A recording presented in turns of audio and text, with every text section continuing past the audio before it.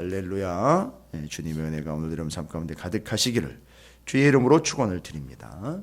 자, 이제 참 은혜스럽고 또 짜임새도 있었고 참 풍성했고 감사했던 시편 119편의 22개의 단락으로, 이건 히브리 알파벳 그 하나하나로 시작된 그 단락들이 이제 22번째의 마지막 장을 맞이하게 됐습니다.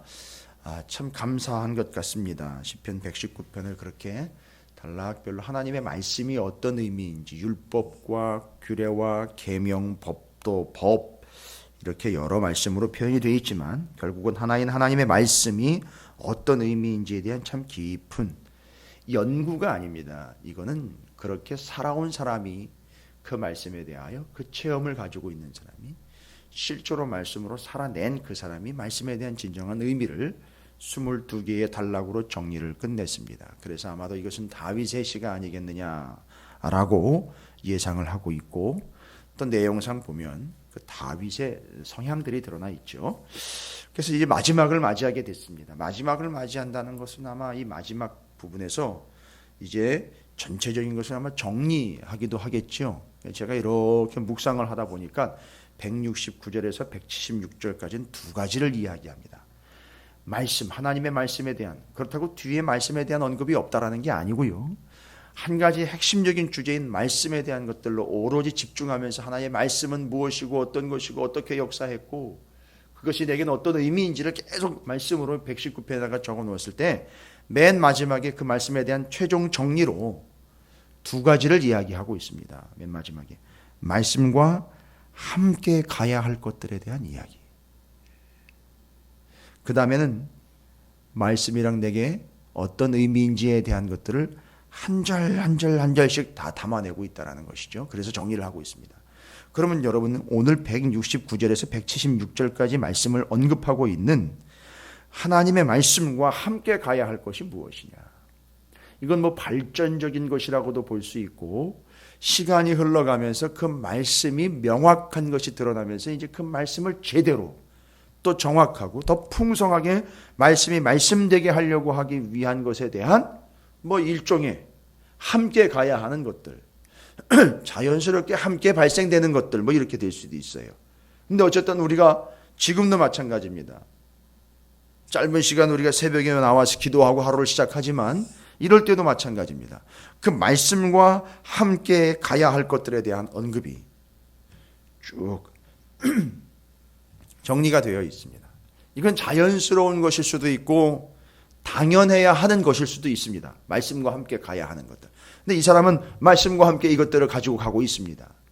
말씀이 있으면 말씀만으로 가는 그런 개념이 아니라, 이게 오직 말씀입니다만 자연스럽게 말씀은 이제 말씀으로 원칙이 서 있는데 바로 함께 가는 것들이 더 풍성해지면서 그 주위에 하나님의 말씀 주변에 더 풍성하게 붙어버린다는 거죠.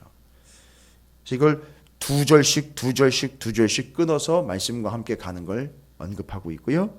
최종적으로 하나님의 말씀이 어떤 의미인지에 대한 건 한 절에 담아져 있습니다. 그래서 먼저는 두 절씩 끊어서 말씀과 함께 가는 게 무엇고, 한 절씩 끊어서 하나님의 말씀은 최종적으로 이제 119편이 끝나면서 하나님의 말씀은 이런 겁니다. 하나님의 말씀은 이런 겁니다. 라고 정리를 끝내고 있습니다.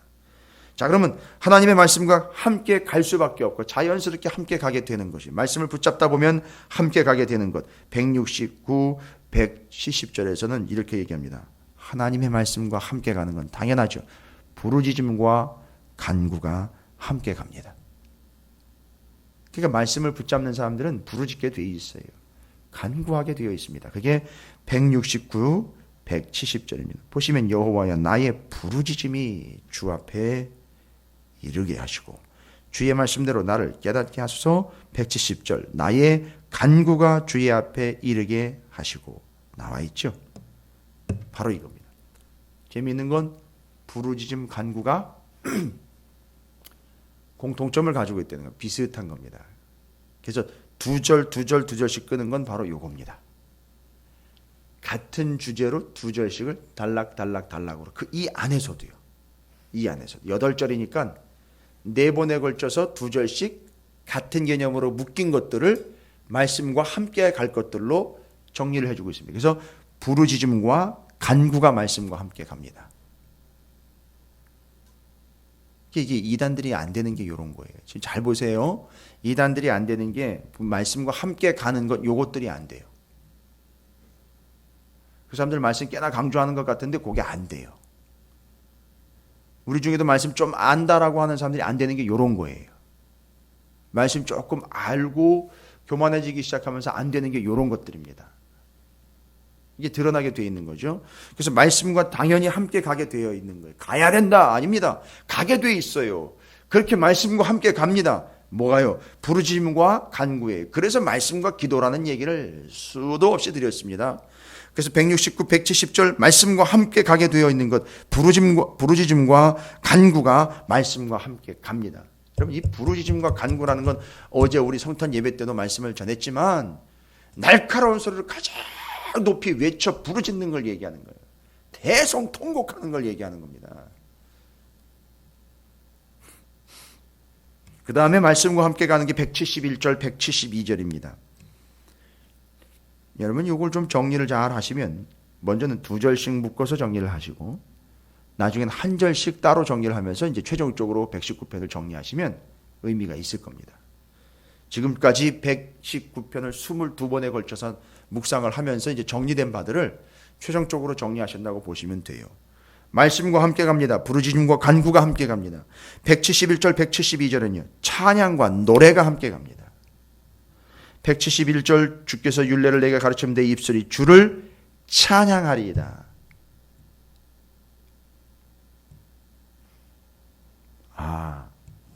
지금 함께 가야 되는 것들을 이야기 드리고 있지만 그 말씀에 대한 인간의 반응이라고 보셔도 돼요.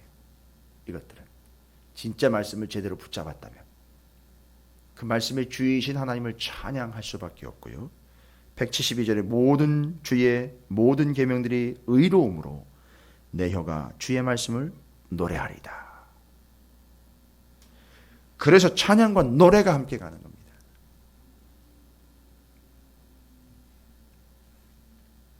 부르짖음과 간구가 말씀과 함께 가죠.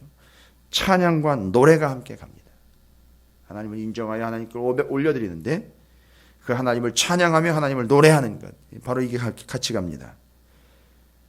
또 하나님의 말씀과 같이 가는 것은 뭐냐면 173절 174절입니다. 내가 주의 법도를 택하여 싸우니 주의 손이 항상 나의 도움이 되게 하소서. 174절에는 여호와여 내가 주의 구원을 사모하여 싸우며 주의 율법을 즐거워하다니 뭡니까?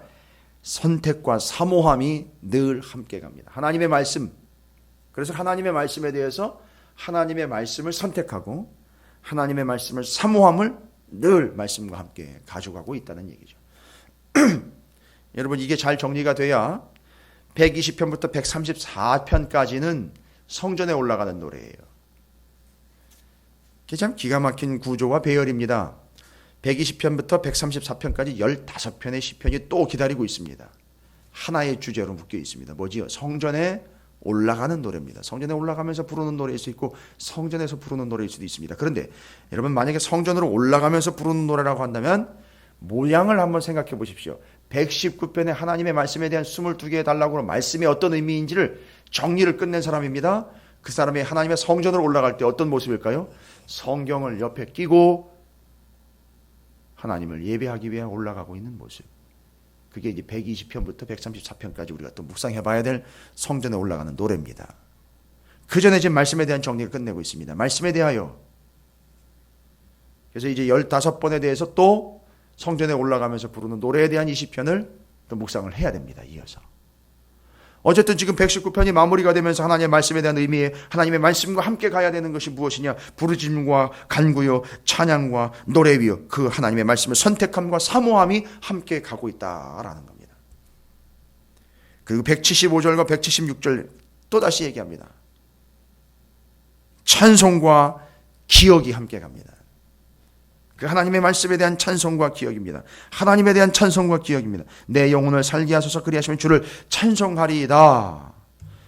이른 양같이 내가 방황하오니 주의 종을 찾으소서 내가 주의 계명들을 잊지 아니함이니이다. 잊지 않는다는 거죠. 기억이죠.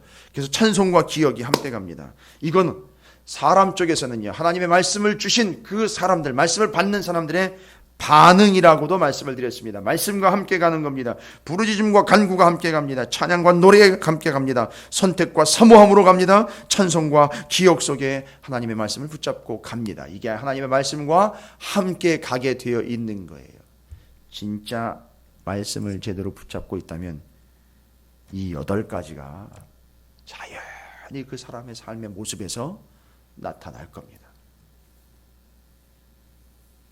이게 지금 말씀과 함께 가는 실질적인 삶에, 말씀이 삶에서 역사한 사람들에 대한 분명한 근거와 모습을 대고 있습니다. 말씀 따로, 삶이 따로가 아니라 그 삶 속에서 말씀과 함께 드러나고 있는 그 사람의 모습이고, 말씀과 함께 가고 있는 그의 태도이고, 말씀과 함께 가고 있는 그의 모습이에요. 이건 당연한 겁니다. 요걸 해야 한다가 아니라 이건 당연히 드러나고 보여지게 되는 모습이라고 할 수 있습니다. 반응이라고 할 수 있겠어요. 자, 119편이 정리가 되면서 하나님의 말씀과 함께 가야 할 것들에 대한, 말씀과 함께 가고 있는 것들에 대한 8가지를 두 절씩 끊어서 정리가 되어 있습니다. 다윗이 그렇게 의도했다라는 얘기는 아닙니다. 이 말씀을 제가 다시 정리를 하고 묵상을 하면서 다윗의 입장에서 다윗이라면 이걸 어떤 의미와 의도로 이 말씀들을 기록을 했을까? 전달이 되면 깨달아지게 됐을 때 그걸 지금 정리하는 겁니다. 그래서 두 절씩 끊어서 말씀과 함께 가야 할 것. 자, 그러면 이제 결론입니다. 최종적으로 하나님의 말씀이라 이제 정리하고 끝내요. 다윗이라면 한 절씩 그 말씀은 내게 어떤 의미인지, 우리에게 어떤 의미인지를 정리를 합니다. 참 고도의 기술을 가지고 있어요. 구조를 잘 짰고요, 내용을 잘 담았고요, 열거하는 듯하지만 결론을 내고 있고요. 이 참 기가 막힌 시인의 능력이라고 볼 수 있습니다. 이건 말씀을 붙잡지 않으면 이런 능력은 나올 수가 없습니다. 그러니까 이 사람은 말씀이 잘 정리가 되어 있는 사람이에요. 이것 같다가 저것 같다가, 이 얘기했다 저 얘기했다가, 이 생각 저 생각 이렇게 여기저기 파편적으로 흩어져 있고 떨어져 있는 그런 성경의 지식을 이야기하는 게 아닌 통으로 하나님의 말씀을 전체로 다 씹어먹는 사람이고요, 통으로 전체가 다 들어와 있는 사람이에요. 물론 시편이 기록될 당시는 모세오경이겠죠. 하나님의 말씀 모세오경, 그것에 대한 전체적인 이해가 이 사람한테는 통으로 담겨 있는 겁니다. 그게 정리가 되는 거죠. 그러면 이 사람이 말하고 있는 하나님의 말씀이란 무엇이냐라고 정리하면서 시편 119편 말씀에 대한 언급들을 최종적으로 정리를 합니다. 자, 여러분께도 은혜가 될 줄로 믿습니다. 하나님의 말씀이란 169절입니다. 나를 깨닫게 하는 이 힘이라는 거예요. 169절이 여호와여 나의 부르짖음이 주 앞에 이르게 하시고 주의 말씀대로 나를 깨닫게 하소서. 하나님의 말씀은요, 나를 깨닫게 하는 힘인 겁니다. 내가 얼마나 모자르고, 내가 얼마나 나쁘고, 내가 얼마나 죄인인지, 내가 얼마나 하나님 앞에 패역한지, 이것이 얼마나 더러운 것인지를 깨닫게 하는 것입니다. 하나님의 말씀은 나를 깨닫게 하는 힘이라는 거예요. 왜냐하면 이 169절부터 176절까지는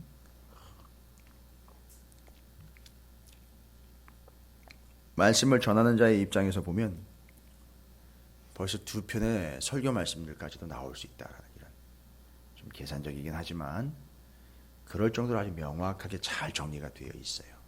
여러분께서도 가정에서 예배를 드리시거나 믿음을 같이 공유하고 있는 지인들과 함께 이 말씀을 나눌 때에도 이 2가지 개념으로 다 충분히 나눌 수 있는 개념들이에요. 나를 깨닫게 하는 힘이다. 169절입니다. 저는 이걸 의도적으로 아예 한 틀로 정의를 그냥 싹 해버렸어요. 바로 170절을 보십시오. 하나님의 말씀은 나를 건지는 힘이다 라는 거예요. 나를 건지는 힘이다. 어제 성탄 예배 때도 그걸 투척해 주심으로, 던져 주심으로 충만해 떠올렸을 때 그걸 탁 집어 올리는 그 모습들, 나를 건져 주신 거 아닙니까? 문제는 다 걸러내시고요. 그러니까 문제는 걸러내고 나는 건져주시는 하나님의 은혜들. 이게 뭐가 가능한? 이 안에 예수로 가득할 때예요. 말씀으로 충만할 때. 말씀이 내 안에 충만하니까 내 안에 있는 더러운 것들, 문제되는 것들, 아예 내 자체가 싹 다 들어 올려져서 하나님은 나를 건지시고 그 더러운 것들은 걸러내게 되는 역사를 경험하게 되는 것. 하나님의 말씀은 나를 건지는 힘이다. 170절입니다. 나의 간구가 주의 앞에 이르게 하시고 주의 말씀대로 나를 건지소서라는 겁니다. 그럼 잘 정리해 놓으십시오. 이건 어디 다른 데 정리가 안 돼 있는 내용입니다. 지금 이 새벽에만 이렇게 딱 정리가 돼서 처음으로 여러분과 함께 나누는 거예요. 하나님의 말씀은 나를 깨닫게 하는 힘이다 이거예요. 굳이 제가 나를 넣어서 나를 어떻게 하는 힘이다라고 제가 넣은 이유가 있어요. 여러분 각자 개개인이 다 적용하시라는 얘기입니다. 이미 저는 저에게 적용하고 있습니다. 하나님의 말씀은 나를 깨닫게 하는 힘이요 하나님의 말씀은 나를 건지는 힘이요 171절에는요 하나님의 말씀은 나를 가르치는 힘이 되는 거예요. 171절 주께서 율례를 내게 가르치심으로 내 입술이 주를 찬양하리이다. 굳이 뒤에 부분까지 이야기하면 나를 찬양하게 하는 힘이라는 거죠. 여러분 누가 찬양할 줄 아십니까? 누가 제대로 찬양? 말씀이 없는 사람은 찬양도 없어요. 예. 어쨌든 하나님의 말씀은 나를 가르치는 힘입니다. 8가지로 정리될 거예요. 왜냐하면 한 절 한 절이 다 하나님의 말씀은 무엇이다 지금 정리하고 있기 때문에 그렇습니다. 172절입니다. 하나님의 말씀은요. 예, 하나님의 말씀은 의로움으로 뭡니까? 나를 의롭게 하는 힘이라는 거예요. 그러니까 내가 스스로 자기 스스로 의롭게 된 사람은 단 한 사람도 없습니다. 그건 이단이고요. 그건 진짜 죄인 중에 괴수예요. 자기 스스로 이렇게. 그래서 사도 바울이 왜 자기를 죄인 중에 괴수라고 얘기했느냐 하면 자기가 이런 율법들과 자기의 행위들로 스스로 의롭게 될 것이다라고 유대인 시절에 유대 가말리엘 문회생이요. 바리새파 중에 바리새파였을 때 자기가 그렇게 착각했거든요. 내가 내 의를 챙길 수 있고 이렇게 말씀대로 바리새파적으로 이렇게 살아가고 있는 게 내가 의로운 자이기 때문에 이렇다라는 그걸 드러냈기 때문에 그걸 근거로 얘기하는 겁니다. 내가 죄인 중에 괴수다. 하나님의 말씀은 나를 의롭게 하는 힘입니다. 나한테서 자생으로 발생하는 게 아닙니다. 하나님이 주어주시는 거예요. 172절이 바로 그걸 의미합니다. 하나님의 말씀은 나를 의롭게 하는 힘이다. 그러면요 173절은 더 분명하지요. 내가 주의 법도를 택하였사오니 주의 손이 항상 나를 도움이 되게 하소서. 하나님의 말씀은 나의 도움이 되는 힘이다 라는 겁니다. 돕는 힘이다. 나의 도움이 되시는 힘. 174절은요 여호와여 내가 주의 구원을 사모하여 싸우며 바로 나옵니다. 하나님의 말씀은 나를 구원하시는 힘이다 라는 겁니다. 175절은 또 다시 한번 반복되는 듯하지만 내 영혼을 살게 하소서 그리하시면 주를 찬송하리라 주의 길에 나를 돕게 하소서라고 해서 하나님의 말씀은 나를 돕는 힘이다. 위에서는 도움이라고 되어 있어요. 그 말씀 자체가 도움이고요. 여기서 돕는 힘이다라는 것은 마치 옆에서 도와주는 누군가가 되는 것처럼 그런 개념들로 언급을 한 겁니다. 그래서 나를 돕는 힘이다. 하나님의 말씀은 나를 돕는 힘이다. 끝으로 176절의 8번째 하나님의 말씀은 뭐라고 정리합니다. 나를 방황하지 않게 하는 힘이 된다라는 겁니다. 쉽게 얘기하면 길을 찾게 해주는 힘. 이해가 되시죠? 바로 이겁니다. 그렇다면요, 방황하지 않고 길을 찾게 한다. 길로 오신, 말씀으로 오신 예수 그리스도께서 오셨을 때에 방황하지 않고 바로 알아보게 한다는 거죠. 아, 이게 길이로구나. 그 힘이라는 겁니다. 그래서 8가지로 말씀이 어떤 것인지를 정리해 끝냈습니다. 말씀과 함께 가야 할 것과 아니 가게 되어 있는 것과 당연하고 자연스러운 그 2개의 구절씩 2절씩 단락을 끊어서 8개로 정리가 된 하나님의 말씀과 함께 갈 수밖에 없는 것, 가게 되는 것. 그 다음에 한 절 한 절씩 정리해서 119편을 정리합니다. 하나님의 말씀은 내게 깨닫게 하는 힘, 건지는 힘, 가르치는 힘. 나를 의롭게 하는 힘, 도움이 되시는 힘, 구원하시는 힘, 돕는 힘, 방황하지 않게 하는 인도하시는 힘, 이것이 하나님의 말씀이다라고 정리를 끝내고 있습니다. 하나님의 말씀이 여러분에게 이런 의미가 되시기를 주님의 이름으로 축원을 드립니다. 이 말씀으로 가득 채우셔서 풍성하고 온전하며 인도를 받는 여러분의 삶이 되시기를 다시 한번 주님의 이름으로 축원을 드립니다.